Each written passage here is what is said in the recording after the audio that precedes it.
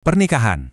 Kita semua tahu ya, kalau institusi ini idealnya dirancang sebagai komitmen seumur hidup. Tapi, kenapa ya dalam kenyataannya seringkali terasa begitu rapuh? Nah, hari ini kita akan coba bedah salah satu topik yang paling personal sekaligus paling menantang dari sudut pandang etika Kristen, yaitu soal pernikahan dan perceraian. Oke, kita mulai dari sebuah data yang jujur aja cukup bikin kaget. Di Amerika Serikat, setiap tahunnya, angka perceraian itu jumlahnya hampir setengah dari angka pernikahan. Wow, ini bukan sekedar statistik loh. Ini kayak cerminan yang langsung menunjuk ke jantung permasalahannya. Dan ini dia pertanyaan besarnya. Kenapa bisa begitu? Dalam pembahasan kita kali ini, kita akan coba selami lebih dalam fondasi pernikahan menurut pandangan Kristen. Dan kita juga akan berhadapan langsung dengan realitas perceraian yang rumit. Tentunya berdasarkan sumber analisis kita. Oke, ini dia peta perjalanan kita. Kita akan mulai dari konsep idealnya dulu, terus kita pertanyakan, ini komitmen seumur hidup beneran? Lalu kita hadapi realitas perceraian, kita bedah 3 pandangan utama yang seringkali bertentangan, dan kita akhiri dengan melihat ketegangan yang sepertinya belum akan selesai antara ideal dan realitas.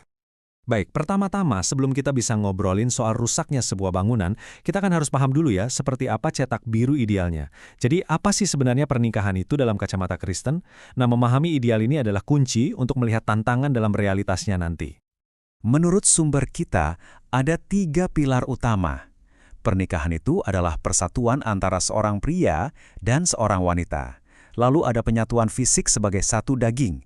Dan yang paling fundamental, ini bukan cuma sekedar kontrak, tapi sebuah perjanjian. Nah, kata perjanjian ini penting banget. Bedanya gini, kalau kontrak, katakanlah kontrak bisnis, ada syarat dan ketentuannya.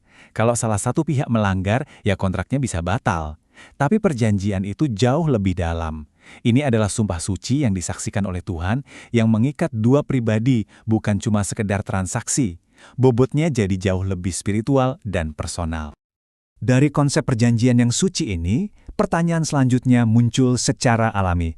Komitmen ini sebetulnya untuk berapa lama? Apa pernikahan itu benar-benar dimaksudkan untuk selamanya? Nah, ayat inilah yang menjadi fondasi keyakinan bahwa pernikahan itu ya untuk seumur hidup. Kalimat ini nggak dilihat sebagai sekedar nasihat, tapi sebagai perintah ilahi yang menetapkan sifat permanen dari sebuah ikatan pernikahan. Tapi, ada satu nuansa yang penting banget di sini. Perjanjian pernikahan ini dipahami berlaku sampai maut memisahkan. Jadi bukan berlanjut sampai ke keabadian atau akhirat. Komitmennya itu terikat pada kehidupan di dunia ini. Oke, sekarang kita masuk ke bagian yang mungkin paling sulit dan sensitif. Perceraian. Meskipun topiknya penuh perdebatan, yang menarik adalah ternyata ada beberapa titik mendasar di mana sebagian besar umat Kristen itu sebenarnya bisa setuju. Jadi ini landasan bersamanya. Perceraian itu selalu dilihat sebagai sebuah penyimpangan dari rancangan awal yang ideal. Lalu, perceraian juga tidak pernah boleh dianggap enteng atau dilakukan karena alasan sepele. Dan yang terakhir, semua setuju bahwa perceraian itu selalu membawa konsekuensi yang menyakitkan bagi semua pihak yang terlibat. Nah, dari landasan bersama tadi, sekarang kita lompat ke jantung perdebatan yang paling sengit. Disinilah letak perbedaan pandangan yang begitu tajam tentang kapan perceraian itu dapat dibenarkan, kalaupun memang bisa. Dan perlu kita tegaskan ya, ini adalah salah satu perdebatan teologis internal yang paling besar dan belum ada ujungnya. Nggak ada satu jawaban final yang diterima oleh semua orang. Jadi, yuk kita lihat ketiga pandangan ini dengan pikiran terbuka untuk memahami logika di baliknya masing-masing. Rangkuman di slide ini jelas banget ya. Ada pandangan pertama yang paling ketat. Nggak ada alasan sama sekali untuk bercerai.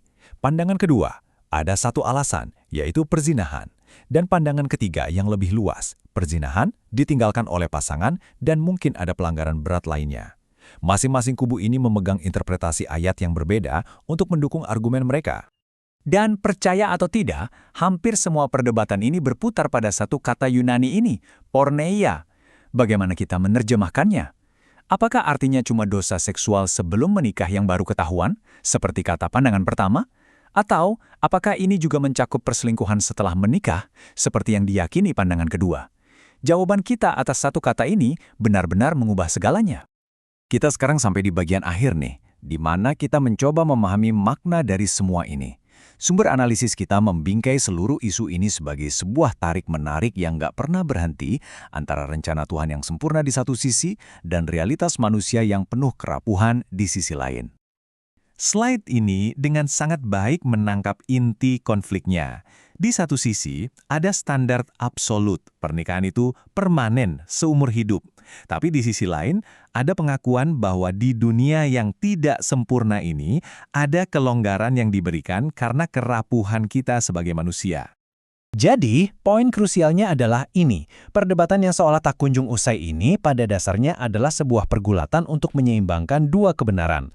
Pertanyaannya, bagaimana caranya kita bisa tetap menjunjung tinggi standar suci pernikahan, tapi pada saat yang sama kita juga bisa memberikan anugerah dan belas kasihan di tengah situasi yang mungkin sudah hancur dan sangat menyakitkan? Dan kita akhiri pembahasan kita dengan pertanyaan ini. Ini adalah sebuah dilema etis yang sangat dalam, yang merangkum seluruh tantangan yang sudah kita bahas. Nggak ada jawaban yang mudah.